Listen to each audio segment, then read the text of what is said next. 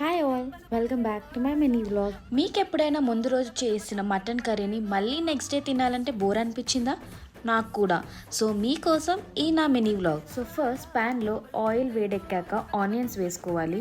Onions light golden brown అయిన తర్వాత కరివేపాకు అండ్ జింజర్ గార్లిక్ పేస్ట్ వేసి కాస్త ఫ్రై చేయాలి.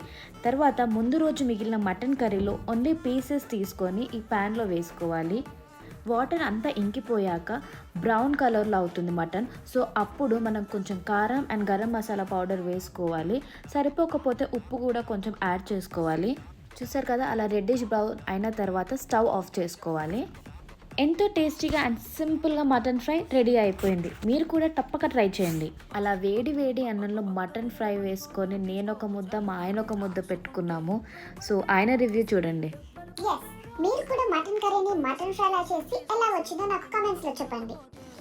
ప్లీజ్